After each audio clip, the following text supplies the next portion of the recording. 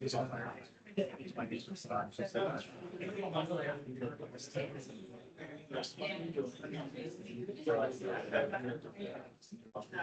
man, I need to structure my day better.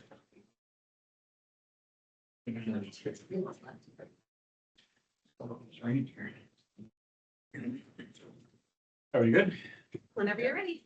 All right, I guess we will get going. I apologize. Got running a few minutes late here today. So with that, we will start the meeting. I'm assuming it's being recorded at this time. Please start the recording. Yes, the recording has started. Okay, thank you very much. So first up is call to order and introductions. So we're doing attendance. Jeff Sims, Environmental Protection Commission Chair, Technical Advisory Committee. Mike Williams, Hillsborough County Development Services, by Jake Collins, Planning Commission staff. Lemal Fassi, Hillsborough County Community and Infrastructure Planning Department. Van Cat, Varticode, Hillsborough County Engineering and Operations Sub Departments. Adam Purcell, City of Tampa, Transportation Services. Hi, everybody. Sierra Laporte, Hillsborough County Aviation Department. Hi, I'm Jesus Perez Garcia with HART. I'm Danny Collins, I'm at the Planning Commission staff. Elizabeth Watkins, TPO Liaison and Chair. Online, you have members Bob Fry from PIA, Frank Kugenhauer from Plant City, Sarah Grimmick from Hillsborough County Children's Services, Ron Patel from the City of Temple Terrace, and then you have an in-person forum. Excellent. All right, is there anybody that hasn't been accounted for? Sounds like it has been. So, Yeah, but Bob is here at my microphone and was screwing oh, up. Bob Fry. Okay, Yep, sorry about that, guys. okay, that's all good, thank you. Okay, next up, we have a quorum, public comment. Do we have any members from the public who wish to speak today? If they were here, but no one signed up. No one online? Going once, going twice? All right, next up is approval of minutes from the March 2nd meeting. They were included with the agenda. Is there any questions or comments? I make a motion. I said. Okay, we have a motion by Jesus, second by. All right, and Adam. Any discussion? All in favor, say aye. Aye. Any opposed? All right, that takes care of the semi-formalities. So first up is action item number 1, the annual certification with John. Good afternoon, TAC. Johnny Long, as the board CPO Executive Director. And I was invited to give you an overview of the annual certification process and share the results. And if I can get it to work, I will click over to the next slide. That's my helping screen. All right, so this certification process, what it looks like is every year, the MPO and DOT work together to evaluate our planning procedures. What FDOT is really looking at is whether or not we're in compliance with federal and state regs. This can take the form, or it usually takes the form of a survey with supplemental questions, focusing on our financial and accounting procedures, public engagement, whether we're meeting the deadlines and schedules for all of the core documents. And then we have an opportunity to give feedback to FDOT as well. At the end of that report, they provide to us, it has a list of noteworthy practices, areas where we're really doing well. Corrective actions, the things that need to be addressed for us to keep the lights on and remain in good standing. And then in the middle are recommended actions. So from my perspective, what I really like to focus on are the noteworthy practices. Are we following best practices that other MPOs across the nation have set and adopting those into our work products? But more importantly, what are the opportunities for us to lead and create best practices for other MPOs across the state? We do quite a bit of that. And so the notable achievements that were listed this year total to 7. First is quarterly meetings that we kicked off last year with Plant City and Temple Terrace. We have been doing regular quarterly check-ins with other local governments for some time, and we've seen that those have been really effective. They allow us to stay up to date on what the local governments have as their priorities, understand if transportation projects have changed or if certain elements have changed. So we rolled these out to Plant City and Temple Terrace, and they've been pretty successful. Bright Line Station Area Study Engagement Activities was a study that we took on last year. There was a lot of eyes on this study. We had a lot of local media coverage, as well as across the street, as well as across the state, as a matter of fact. This kind of touches on the gray box to the right top. We were noted for having a lot of success engaging the public. That Bright Line Station Area Study, as a matter of fact, had like 12,000 responses from across the state. And we know that that's one aspect of our agency's bread and butter. We also won a federal grant that we're doing in coordination with Nellis and Pasco MPOs to make our prioritization process more transparent, operationalize that public feedback earlier in the process so that when we present the list of priorities, the public isn't reacting to it before there's anything that can be done about those priorities. Next, that gray box on the bottom, updating the lot to ensure consistency with local needs. It's been a huge priority for Elizabeth to give the lot, to revitalize it, to give it an overhaul, to make it more valuable for the local governments and signal the DOT what our true priorities are, rather than having a lot of placeholders on that list that may not have a shot at getting funding. Last year, we distinguished the lot from the tip. We had those as two separate action items at our June hearing. And we're going to continue distinguishing them. So this year, rather than just breaking those as two separate action items at the same hearing, we're going to adopt the lot in May, and then the actual tip will be done in June to eliminate some of that confusion. And then TPO vision and dedication. We were extolled for our vision and our commitment to improving the community. Last month at the TPO board meeting, Secretary Hall said that across District 7, Hillsborough TPO is the gold standard for how MPO should operate. And I think that those were very kind words, but I also recognize that that's a function of our team really doing great work. So while I'm standing here, the kudos really goes to everybody that's working for the TPO. As far as recommended actions, there were 3, and 2 of them are continuing from previous years. You know, they've got to offer comment on everything, even if we're doing great. But the first is to continue to keep FDOT updated on organizational roles and responsibilities. With Gina's retirement and some other key staff moving around, they ask that we keep them updated so that they know who to go to if they ever need a question answered. We always do this, but they want us to continue doing that. Second is to continue to communicate challenges and questions to FDOT staff rather than jumping over them to go to a federal highway or FTA. That's obviously really important in light of the restructuring happening at the federal level with staff turnover. And so we want to utilize them effectively to get answers to our questions when we need them. And last, the new action that appears in the report is to proactively coordinate schedules and resources with local governments as we're developing a planning study for them. So my thought process here and how we're already working to address it is when we conclude a planning study, there may be a number of years of delay before that project is implemented. When that money becomes available for implementation, we don't want to have to go back to local government staff and say, are you still okay with this? Are you still okay with that? Effectively starting the process from scratch. And so we like a stronger commitment from either the elected officials or key members of staff to say, when money becomes available, we'll be ready to go. There were no corrective actions, and the recommendation is that you recommend that the TPO board support the annual certification and allow me to sign off on it and then return it to DOT. Happy to answer any questions. All right, thanks, Johnny. Sounds very good. So do we have any questions or comments? Anyone online? I mean, it seemed like it was pretty exhaustive. Did you interact with DOT before you started the process to kind of like see if they had any suggestions on what you should address during the review or anything like that? I would say we have a pretty fluid Well, we have a great relationship with them and the opportunities to exchange feedbacks. We would they know my line's always open. I sometimes feel like I'm bugging Brian Hunter, Justin and Suzanne. But if they notice anything that needs to be addressed quickly, they just pick up the phone or shoot me a text and we can. So while this report is kind of like a commencement of those activities over a year, they know that the two-way exchange is, in perpetuity. They can always reach out to me if something's.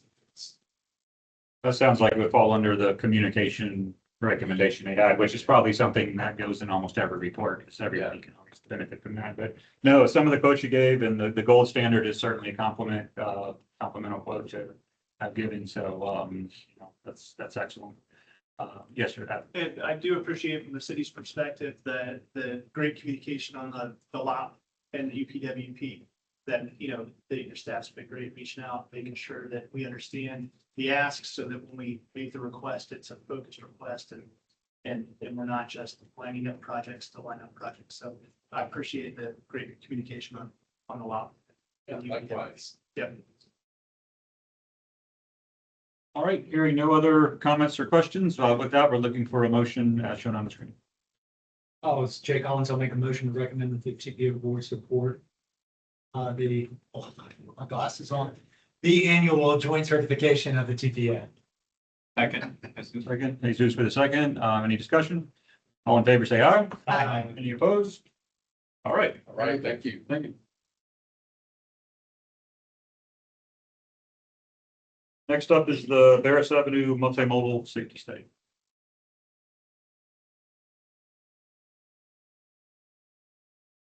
Oh. I know what my first question is going to be. Ready? That's so funny because that was going to be my question before I saw it. And I have a story to tell on this one if you give me a different one. Should I So go first or me? yeah, you go ahead and go first. Let's see if it matches up. Okay, my name is Lisa Silva, not Liza, Sylvia. So I'm here to present Pierce Avenue multimodal safety study, or actually introduce it. I have a great consultant that's going to walk you through all our technical recommendations. But first, I have to share a little story from when I was on the Greater Carrollwood Northdale Community Plan, and I met Artie Pierce. And he's like, oh yeah, it's not pronounced bears. It's like pronounced like two adult beverages. So for the PC correct version, Pierce or Fierce, think Fierce is that fierce recommendation for safety and multiple. Anyway, it's the pioneering town family in Hillsborough County. So what's your story, Jeff? The second car I ever bought was from one of the sons, and he told me his name was Barris. Now, this is 30, 40 years ago. So, I mean, I was a 16, 17-year-old wee little lad, but I remember the car more than I remember him, but that's what I do recall. So it's always been Barris in my, but I'm not going to swear that that's the way it's pronounced, but that's what I was told. On the news and some of the traffic reports, sometimes it's pronounced correctly and sometimes not. So anyway, if we can do anything to help promote the correct pronunciation with this study, I'm going to do it. So we have Devin Barris with Gresham Smith. She's our professional engineer. She's going to walk you through this. I'm the Vision Zero coordinator, implementer of all the safety projects, or many of our safety projects. This was another one in our litany of them. This one is collaboration with our partner, Department of Transportation. Some of them are recommended and suggested by City of Tampa and others. This one originated from DOT. Hi, good afternoon. I'm Devin Barnes with Gresham Smith, and this, as Lisa said, this study was brought to TPO by FDOT, and the corridor, which starts at North Boulevard on the west side, extends to CSX Railroad track on the east. So we start North Boulevard, we go through Florida, Nebraska, I-275 in Nebraska, and then CSX. So the corridor is actually partially maintained by Hillsborough County and partially maintained by FDOT. And that division line is at Florida Avenue. Why this study came about, or one of the supports for making some multimodal improvements, has to do with the community profile The averages within the study area for housing units with one or no vehicles, low-income households, and renter occupied are all above the countywide averages. In addition to that, we performed ped and bike counts. And these are the peak hour numbers that you see on the screen. The largest occurs at North Boulevard, and that is during the middle high school dismissal, which is Buchanan Middle High School. And so between about 4:30 p.m. is when the large number of their students use that North Boulevard to cross and go. The numbers decrease, but as you can see, they don't turn into dwindling numbers throughout the other intersections of the corridor. And this is an aerial of our total segment that differentiates. There's two different neighborhoods. The first one's residential, and that's on the west half. That's the Hillsborough County maintained section. It's residential on the north and the south side of Harris Avenue. And then as you go from Florida to the Nebraska, it becomes predominantly commercial on the north and south sides as well. Our existing typical sections are curb and gutter on the Hillsborough County maintained segment, and then a mixture of curb and gutter and flat shoulder on the DOT maintained segment. It's a divided highway, 2 lanes in each direction with turn lanes. And currently there's no bike facilities at all until you get east of Nebraska. There are sidewalks on the north and south sides. The width of those sidewalks are between 4 and 5 feet.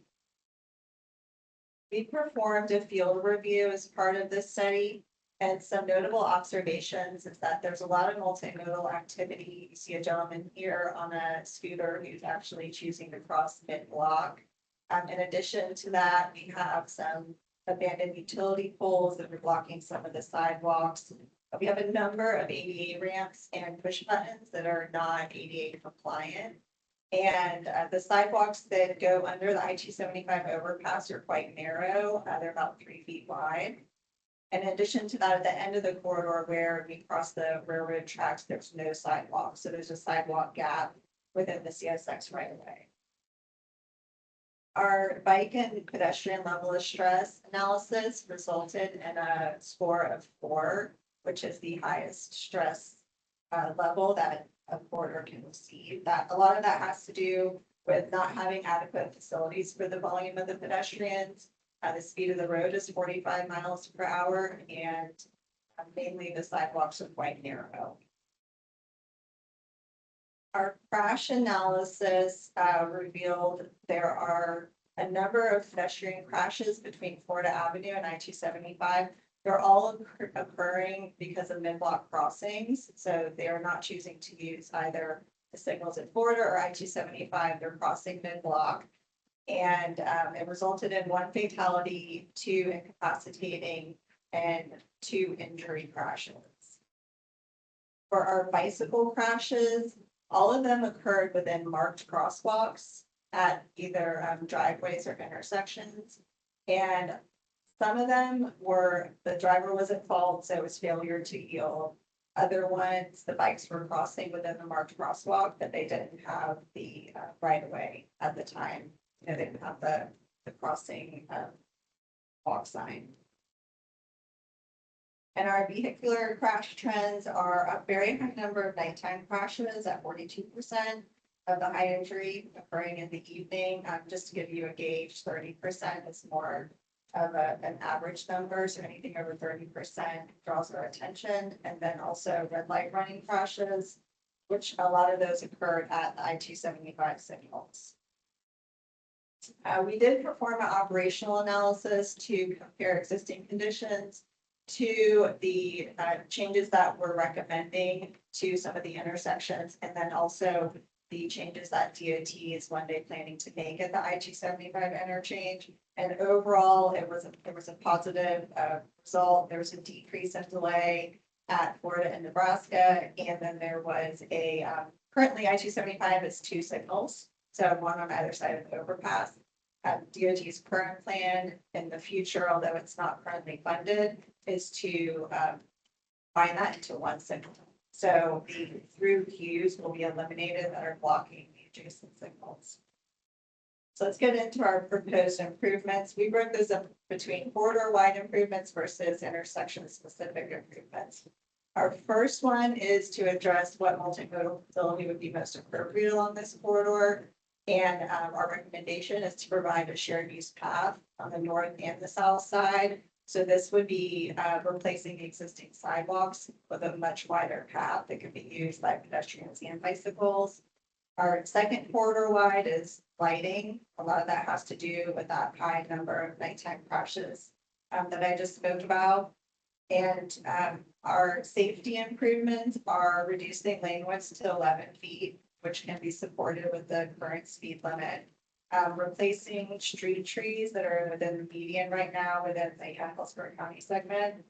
Installing speed feedback signs and installing 2 pedestrian hybrid beacon control mid-block crossings. One is going to be at the location of the hotspot right now between Florida and I-275. The second one would be along the Hillsborough County segment, which is between North Boulevard and Florida, right in front of the crisis center. Our intersection-specific improvements are to provide internally illuminated street signs, reflective backplates, and to upgrade all the signals to current ITS technology that would allow the LPI, the leading pedestrian interval, to be incorporated to the segments that don't currently have it. We would also recommend the train poles at North Boulevard be replaced with mast arms. And there's 2 corners that have share a train pole at Florida Avenue as well, that we recommend changing to a mast arm. And then CSX would need new crossing arms when we add the sidewalk so that the arms actually block the shared use path users. And then the near perpendicular right turn lanes is what we're recommending at Florida and Nebraska to create a safer turn safer for the people on the crosswalk and the shared use path because it requires vehicles to slow down more as they're making those right turns.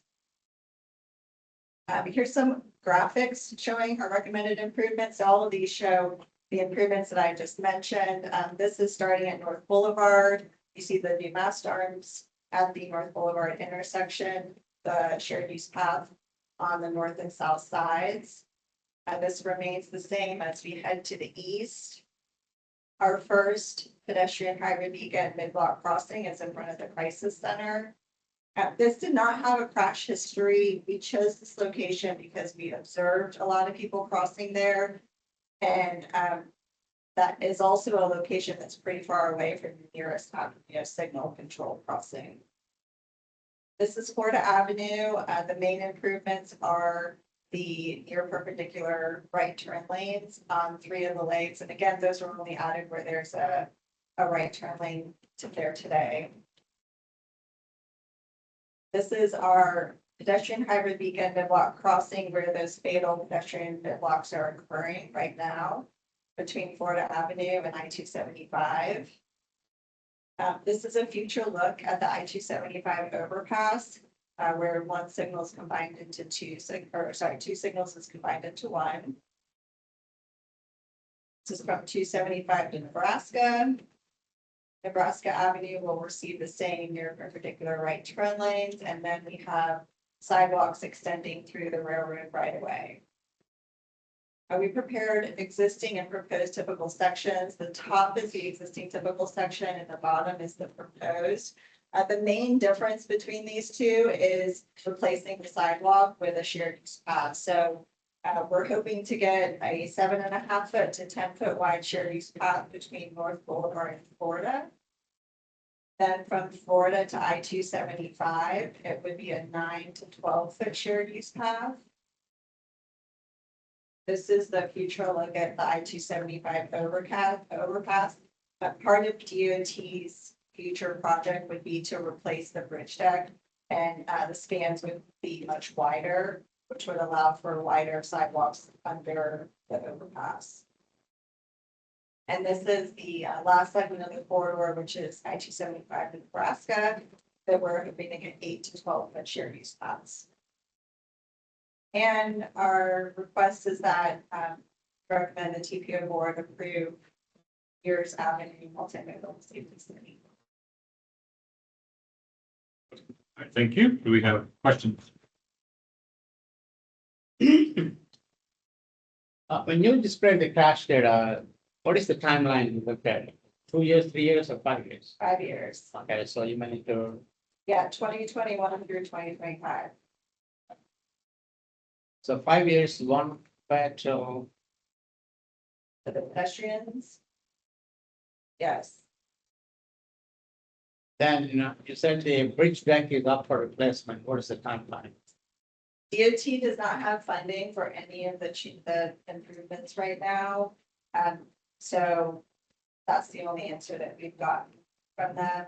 They have a concept for what the width is gonna be, but it's not funded.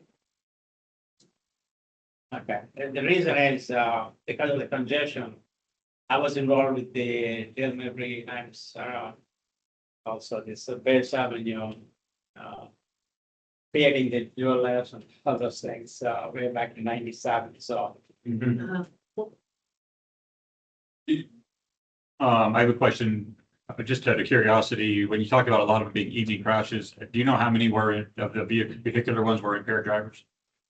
I don't have that statistic with me. I know that it wasn't a notable amount. Okay. So, yeah, I mean, that's something that we always look at, is that, and I think there was 2 that were impaired drivers, which is quite low, compared to some of the corridors that we do. Just curious, because I know there's quite a few bars around there. It's not far from USF. Just wondering if there was a pattern that was. Yeah, it That was the nighttime crash was the main pattern. And it wasn't DUI specifically related, with just 2 of those, nothing out. So I used to live just south of Buchanan. I lived there for 15 years, so I crossed Boulevard at Bears 100 times on foot. I love the improvements. I think the PHB between Florida and the interstate is going to do great, because at the north side of Bears, there's a hotel, and that's kind of an extended stay hotel. It's not stay there one night, stay there 2 or 3 weeks. So there's a lot of nighttime activity coming in and out of that hotel. And then the sidewalk extension across railroad tracks, I think, is really great, because TECO just constructed their headquarters just to the east. So I think you guys, those improvements are going to be well used. Good insight. Thank you, Okay. raise his hand first. Go ahead. Thank you very much for the presentation. Thank you. Quick question. I noticed inconsistency in the width of the shared path. Is it based on the demand level, or is it based on the right of way? It's right away. Right of way. Okay. Right, it's available right away. And so we took the total right away width and then came up with what we just said. Yeah, that's, so could you go to the, that was my other question, the segment 1, like proposed draft, that one of those, the one for segment 1, keep going back. That might be, I might be looking at the wrong section, keep going. And when I was looking at it, it looked like the curb was running right to the street, so there wasn't gonna be any, and I'm assuming that was because it might have been back before this. That's. Oh, this one, yeah, this is it right here. Right. And that's basically the same thing, you're just confined by the amount of right of way. Right there. Yes, there's only 88 feet of right of way there, whereas when you get from Florida to 275, you have 144 feet. Okay. So it's just restricted right of way. And that's why you see the curb hitting the back of the sidewalk, is to maximize that width. Okay. And right now, the power poles on the north side are, 4 feet back from the curb, obviously, because they have to be. That's the one segment where there's 3 power poles that would have to get moved to the back of the shared use path, in order to get the widest width then that we can. Okay. Yeah, I'm really excited to see some of this. Any of us who have spent any time at USF over the years, we're way too familiar with this area. Eastbound, going towards the interstate, that backs up, that traffic. True. And you've got those turn lane, that turn lane southbound onto the interstate. And I've actually watched people almost get hit because they're cutting through. Your mid-block crossing will help. But one of the other things I've seen is they'll block the box now in the intersection.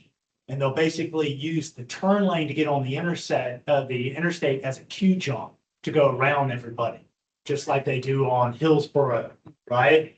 So I was wondering, because again, you're looking at more pedestrian safety, but you are looking also at some of the crash data that's in there. Was there anything on improving for the flow of traffic through here or other things that we can look at in this area? You know, changing the signal at I-275 from two to one signal, it helps with preventing those through queues blocking. But the anticipated volumes at this intersection means there's still going to be delay. And the perceived delay is going to be exactly the same as it was before. It's not going to be any better. The computer's telling me the delay is going to be longer because you're taking two signals and putting them into one. Obviously, every movement's going to wait longer. But I mean, I think your question is about preventing people from using the right turn lane as a bypass lane. Yeah. Yeah, I mean, the current concept, and this, you're talking about eastbound. Mhm. The current concept is that there's only one right turn lane, so we're not gonna add an additional right turn lane, and I really don't think, you know, without acquiring right away, we're pretty limited in the lane geometry that changes that we can make. And we tried to make our recommendations based around not acquiring right away, just because, so there's a better chance of it getting low. I don't know if it's just speaking out of turn here just a little bit, but I don't know if it's just a thing that's happening nationwide or in Florida, but there seems to be a lot more queue jumping that is going on generally in traffic now than it was 5-10 years ago. So I don't know if that's something that engineers need to start looking at or if they always have. Engineers always have, and that's why a lot of our cities are opposed to really long turn lanes because they're used as those bypass lanes. And but safety, and you might have heard this before, is a combined effort between engineering, enforcement, and education. So unfortunately, you know, there's only so much we can do, and without that enforcement that comes in and people have consequences, we do what we can. Thank you. Do you know, is Buchanan part of the school speed zone cameras? I think they have cameras do. on theirs now. Okay, so that'll be interesting to see what that does to some of the crashes. Right. Application. Yeah, they're in operation, and we did a spot speed study as part of this analysis, and everybody was going within 5 miles per hour at this posted speed limit. A lot of that has to do with the congestion. Helps. Yeah. Helps with speed, yeah. That to Jay's point, like they're already going the speed limit and then some in this area. So if we move it too fast, then we're going to cause more crashes that we're going to have to fix. So we're going to fix it within reason. Oh, yeah. I don't want to see any more speed on the road. I don't know if it's like you said, the cameras or enforcement or the mid-block crossings, something, because again, the folks that are doing the queue jumps are also the folks that are going to kill people in crosswalks. Because they won't see them. They'll just, because they're cutting through and doing that number. They don't see it until it's too late. Okay, and any other comments, questions? Okay, with that, we'll be looking for a motion to approve the study, send it to the board. There is. Yeah, Jesus, motion to recommend the TPO board approve the Beers Avenue multimodal safety study. Jesus, and Jake Collins, second. Jake Collins, second. Do we have any discussion? All in favor, say aye. Aye. Any opposed? Okay, thank you very much for the Bears Avenue study. Thanks to Hillsborough County for being our stakeholder and partner. Get the last word out. Yeah. All right, great, thank you. Next up is the tip amendment lighting on East Avenue. Good afternoon, TAC. It's Harry Walsh of TPO staff, and I'm here to present a proposed tip amendment on behalf of FDOT that brought it to us. The project involves spending $342,000 to install lighting along a 2-mile segment of east of another one of those. I say Adamo, I've heard Adamo, slide above that. East Adamo Drive, also known as State Road 60, in conjunction with a resurfacing project. This is part of the scope of the resurfacing project is to do safety improvements. And so this was selected as what they wanted to use that funding for.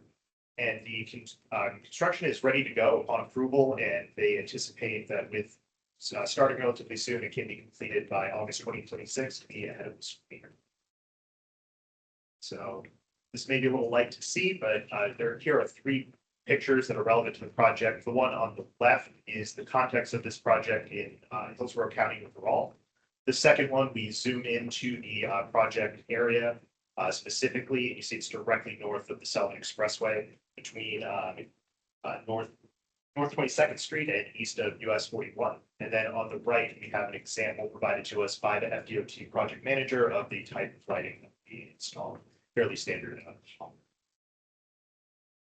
Here we have the comparative report. So as you can see, all of the funding is programmed for fiscal year 2026. The majority is in code ACSS for advanced construction for highway safety. That's 341,000 of the 342,000. And then the other 1,000 is in state in-house product support, which is basically just paying for FDOT staff time, so a small amount of the overall project. And this project will be delivered by a RISA or RISA, a roadway illumination services agreement, which is a common type of agreement in Florida for this sort of project, where TCO will install the lighting, FDOT will pay for it, and then City of Tampa will add the lights to their FDOT maintenance agreement. And all phases will be managed by FDOT. So relatively brief presentation. With that, we have a recommended action, but I'll take any questions, any other comments if you want. Okay, great. We have questions out. City of Tampa supports this. We're getting ready to, we're installing a traffic signal at 26th and Adamo, how you want to say it.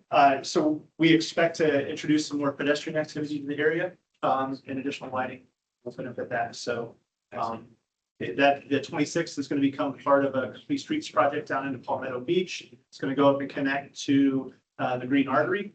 So it's going to become a fairly important pedestrian corridor in the city. So that crossing in 26th is important, and the additional lighting is. That's very good to know, because at CAC, we had a question about are there going to be additional safety improvements along this, and I wasn't sure, so thank you for that. Yeah, there'll be a protected signal. There'll be a protected pedestrian crossing at 26th. Okay, that's very good to know. Yep. Can you pull that map back up? Absolutely. I'm curious where 26, I mean, I know about where 26 is, but Yeah. Yeah, no, it's yeah. very, like, Yeah. where the brewery is? Or- Yeah. Near Coppertail. And it's gonna be, I'm not sure I quite, but, It's gonna be a traffic signal at Adamo and 26th, which will give a pedestrian crossing opportunity there. And what we're trying to do is connect, there's a historically disadvantaged community in Palmetto Beach.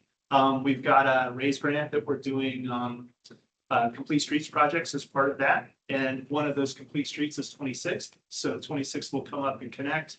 And then we have a sidewalk project that the CRA is programming, 26th to the north, and then that all connects into the Green Artery that circulates you through East Tampa. Right. So this is going to be part of one of those, we hope, a pedestrian highway within the city of Tampa. So Yeah, I saw the corners of 26. They already shovel it out.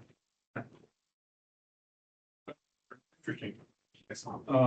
Yeah, well, there's no doubt, I mean, and all jokes aside, Adamo Drive is heavily used to busy corridor and building and more residential is going in down the Ybor area. So and adding lighting is certainly a good thing from a big perspective, big picture perspective, that seems to me. So any other comments or questions? All right, with that, we are looking for a motion to recommend that the TPO board approve the amendment to the 26 through 32. Motion. Adam has made the motion. Can I get a second? Second. I'll move second. All in favor, say aye. Aye. Any opposed? Thank you. Thank you. All right, last Last, topic, so Hillsborough County Mobility Study. I think it's the last action item. Yeah, that was last. I haven't just missed that. Good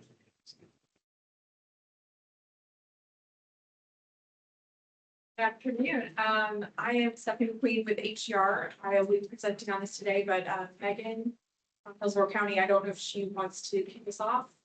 So I will just get started then. Thank you all for your time today. This is kind of a quick update on what we've been doing. We're really close to wrapping up this study, which is actually an update to a study that Cutter prepared and completed back in 2019. So the goal of the study was to look at an origin destination analysis using streetlight data. And like I said before, the original study was completed in 2019, showing data from 2017 to 2018. So this is all pre-COVID, pre-pandemic. How did people out in South County, and it's basically Riverview, Balm, Waimama, Apollo Beach, this area of South County, how did travel patterns change from 2017, 2018 to, we looked at 2024 to 2025. So it's about a year-long period. We're looking at an average day of travel and looking at travel patterns within this area. So did people stay within their zone that we established? There were 19 internal zones. And then we looked at external gates on the major roadways of 275, 301, and 41. How did they leave the study area? Did they go north on 275? Did they go south on 301? Did they go to activity areas within the study area? And this is kind of a better map showing our zones. So we had, like I said, 19 different zones, 8 of which we identified as being activity areas. So those are the more densely populated or more intense commercial areas around the big nodes. So Big Bend East, Big Bend West, Gibsonton, and US 41. So the main areas of activity is what we were calling them. And then we have these 6 external gates, 3 on the north end and 3 on the south end. So that's the methodology that was established back in this 2019 study. We used the same methodology so that we could do a comparison of how travel patterns within the study area, within each zone, and then external trips, how did that change over that 5 or 6 year period? Kind of the big takeaways that we've learned, just going to share those with you up front, is that it's rapidly growing. You all know that. Travel patterns are changing due to, employment shifting to work from home, less regional commuting within this area. And the other thing we found was that people are just driving around all day long. You think that that's happening, but we have the data now to show, yeah, they're just literally doing little short trips around their neighborhood all day long. It's not just peak hour traffic anymore in this area. So there's definitely been some shifts within the study area. There's less regional trips out and in, and people are just driving around all day long. One of the big takeaways that we found is there's more trips in the more recent year than in 2017, 2018. It was overall about a 30% increase in just the number of trips that were recorded and analyzed. Some of the areas that saw the biggest growth were Riverview and Balm, and Waimama Rural. And yes, those are the largest areas geographically, so it would make sense that we saw the highest total number of trips increase, but it was also a higher percent of trips to those areas as well. So it was the absolute number of trips increased, but it is a proportion of the overall study area. They saw a bigger proportion of trips within the study area itself. Also, we saw there was an increase in that internal travel within the study area. So are you going from zone, let me show you the map, going from Fish Hawk over to Riverview, there's more of those trips that are occurring versus going from like Fish Hawk and leaving or going like through trips. We also calculated that. We looked at the south 275 and the north 275, how many people are just going straight through the study area. That has decreased as a percentage of the overall number of trips within the area. So people are staying within South County, driving around. There's more of these short to medium distance trips. It's not all about the long distance commute trip. And it's also people coming in. there's more trips kind of coming in and leaving.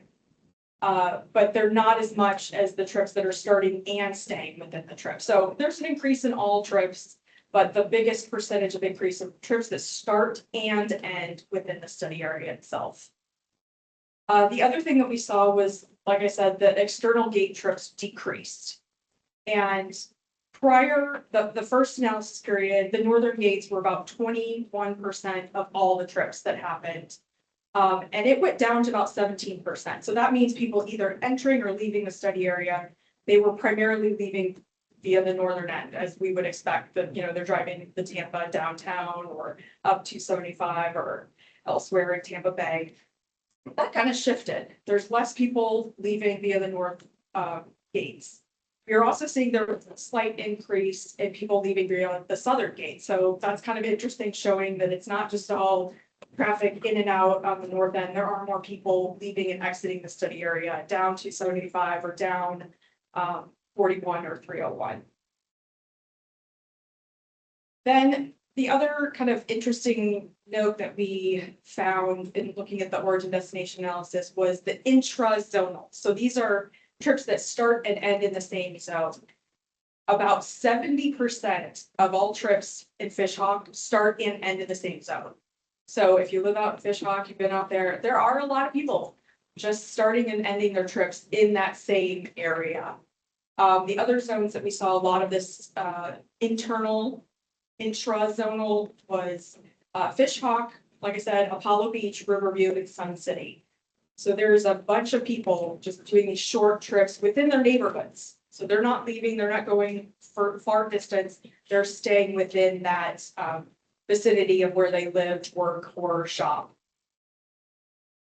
And that could be reflective of a number of things, you know, work from home, or it could be an increase of services, businesses, the growth out within these areas, and they don't have to travel out of the study area or out of their zone to find the destinations. Lastly, we looked, like I mentioned before, these activity areas out. So there's 8 different kind of nodes around some of these key roadways.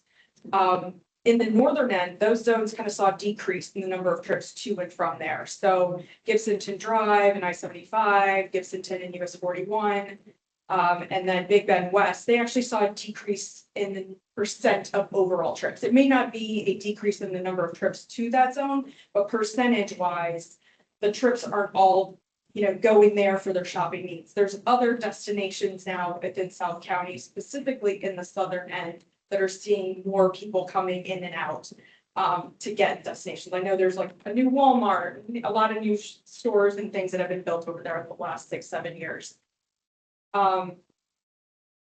Next, the trip purpose. So this is another thing that we looked at. And there's 3 types of trip purpose that are tracked using the streetlight data. One is your non-home based trip. So this is going from a store to the gas station, or the gas station to your doctor's office. So anything that's not going to home or work. Then you've got home-based other. So this is the trip between your house and one of these other destinations, not work. So it's your house to the mall. And then finally, what are the trips that are going between your house and your work? Between the 2 time periods that we looked at, the home to work went from 17% of trips down to 13% of trips. So there's a lot less travel specifically for home to work. That's your commute trips. We did see an increase from 49 to 50%, 56% of that home-based other. So these are trips from your house to the grocery store, your house to the school, your house to, you know, the nail salon, whatever other kind of non-work destination. So there's again, reiterating that fact, there are people running those day-to-day trips within their neighborhood or within that study area for non-work based reasons, running their errands. Finally, or hopefully there might be one more after this, the travel time shifts. So in the first time period that we looked at back in 2017, 2018, there was a high dependency on these peak hour trips. And in 2017, 2018, 25% of all the trips were in that morning AM peak period, and 20% were in the PM peak period. This compares to the more recent data where only 21% of the trips occurred during that AM peak period. But interestingly enough, 30% of the trips happened in the PM peak period. So people may be out driving in the PM peak, but they may not be coming home from work. They may be running errands, they may be doing other things. But that after work travel that you're seeing, it is higher than we saw 6 years ago. There are more people driving around after work, and they may not, like I said, be coming home from work. They're out running their errands just in the end of the day.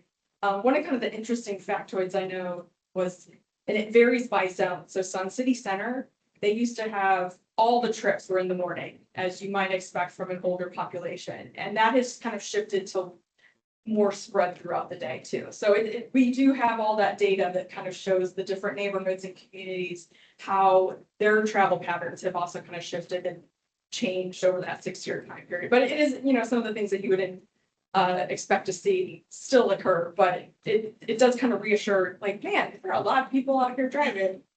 And that is in fact true. When you're trying to get home from work, they are out there driving around.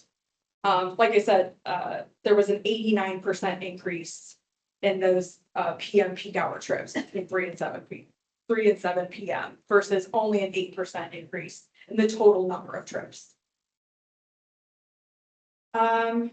Then travel time improvements. So what we looked at was the trips, the average time of the trips, it actually went down, which is surprising until you realize that people are taking shorter distance trips. So they're not having, you know, the 45-minute long trip to go 20 miles. Maybe they're having a 40-minute trip to go 10 miles. So it's kind of deceiving in a way. There's a lot more shorter distance, but shorter time trips as well, compared to the original time period that we looked at, 2017. So it's a little deceiving, but there were some areas that did see some significant travel times, and it may be in the areas in South County, like Longmont Rural, Sun City, that had some transportation improvements. So there's better connections now. There's more local roadways that connect neighborhoods versus people having to divert around. So that's one of the things we're actually still continuing to look at, is do kind of a reflection of what projects have actually been built and constructed in the last 5 years, and kind of show those on a map with these areas that have seen improvements or have seen kind of longer times and travel distances are changing. So we're kind of still wrapping up the report right now to do that kind of explanation of why this is going on and what has happened. But in conclusion, just kind of wanted to give you guys an update on what we've been doing. I think the plan is to turn it over to some other teams that are analyzing what's going on in South County and what we can use this data to kind of help guide policy and maybe drive some decisions in the future. But kind of in conclusion, there's more short internal trips. There's heavy afternoon travel. Folks are going between zones within South County. They're not all just leaving. But there is still that reliance on the I-75 corridor. People are still going there. It's still this demand for regional access, and the east-west connections are still, as we know, limited to what they are today. But in general, I think this information is really interesting and can be useful for help guide decisions on what maybe priorities to take in South County over the next few years. Open to any questions, or I can go back to anything, just let me know. Okay, all right, thanks, Stephanie. Do you have any questions? Certainly. What an interesting or compelling argument potentially for internal trip capture in a master plan development.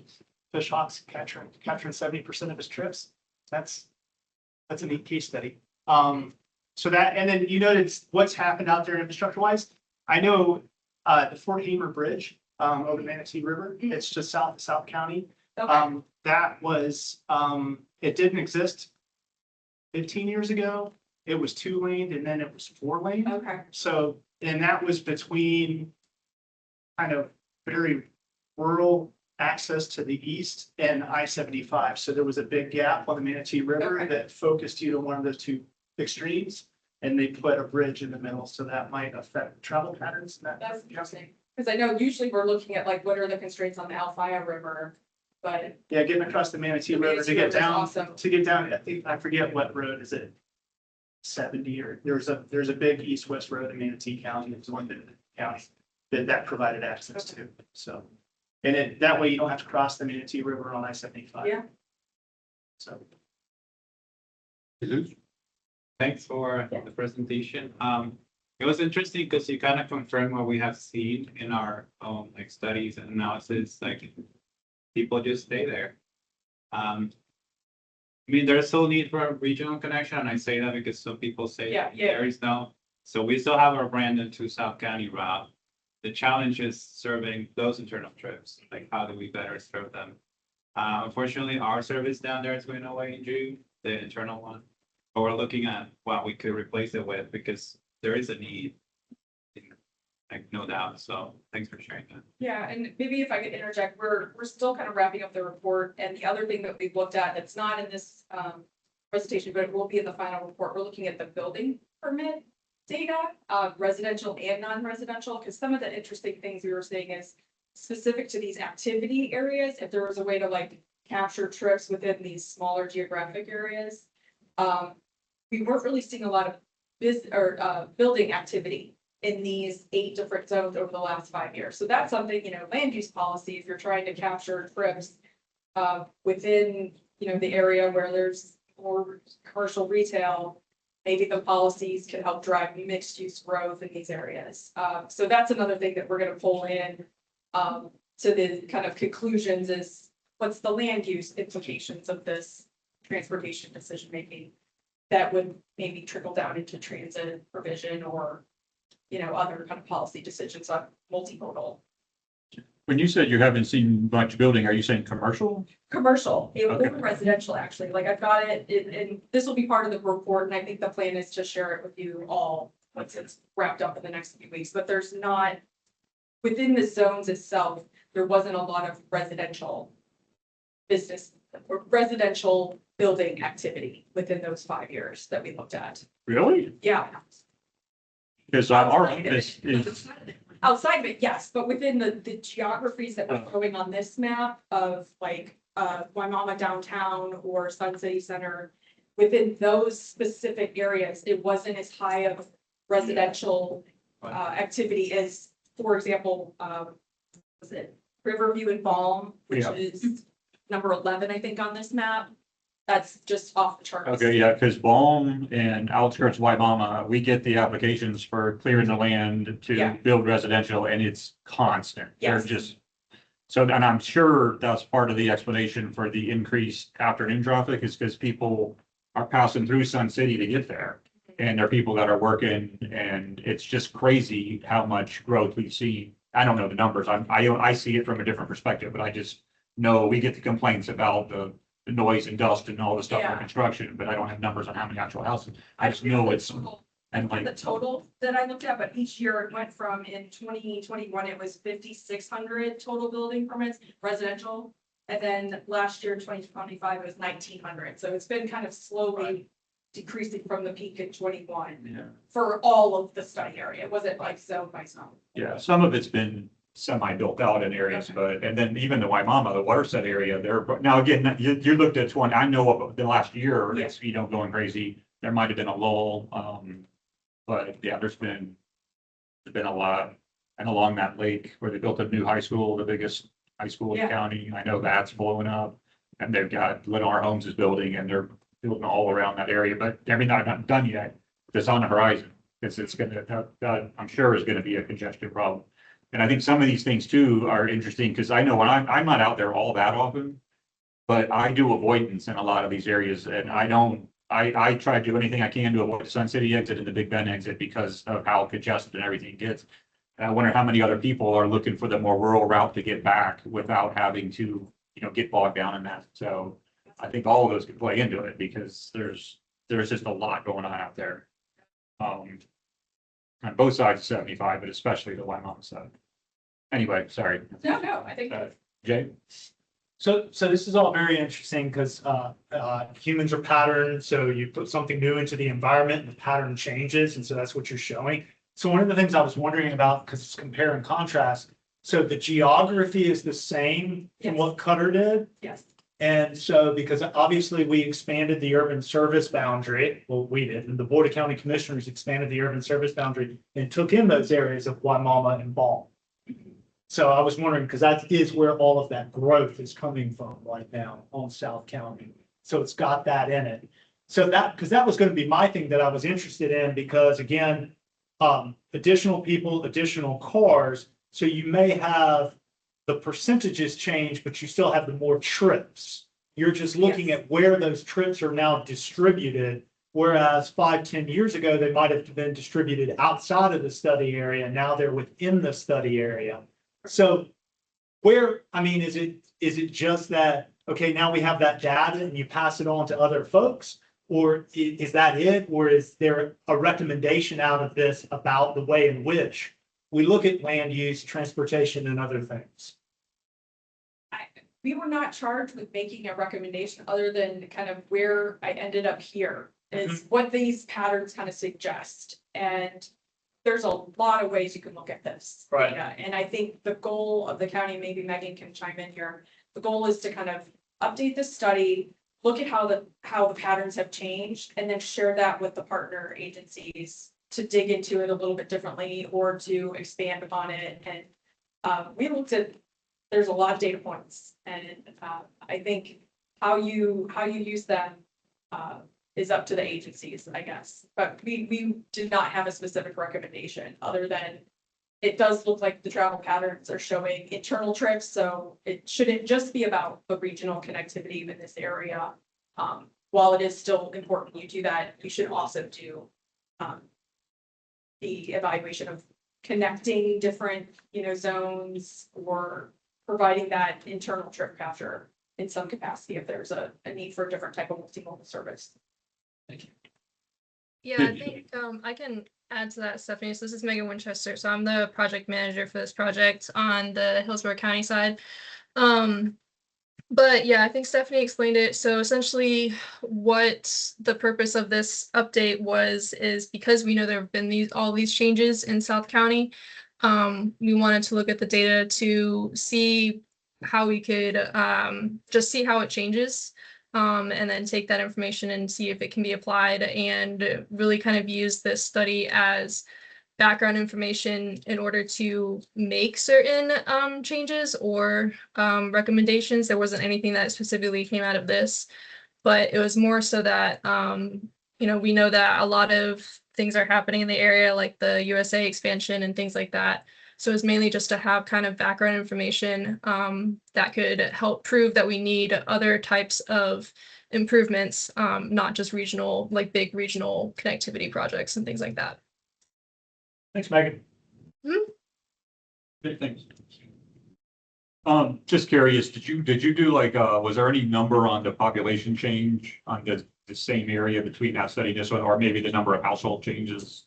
I did not look that up as part of this, but we do have the 2017 report had that data. We just didn't update it for this one, but. It was just kind of goes to again, how many more people, I mean, the more trips, part of it is there's just more people. And then secondly, then if you start talking about, well, where are they going, when they're going, I think it helps explain it somewhat, but just curious. Okay, any other comments, questions? Beyond that? All right, I think with that, we are concluded. Oh, that's the last scheduled report. Do we have any other old or new business?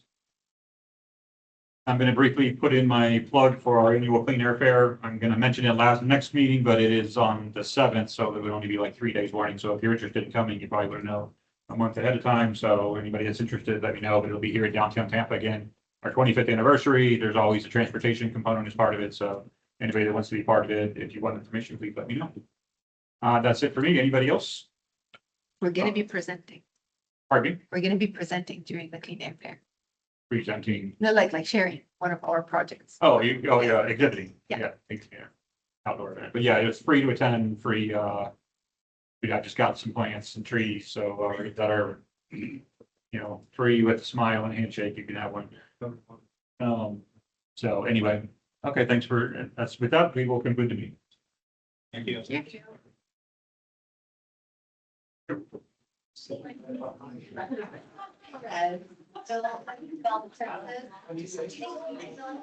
Where does 6 and 9 So it goes north.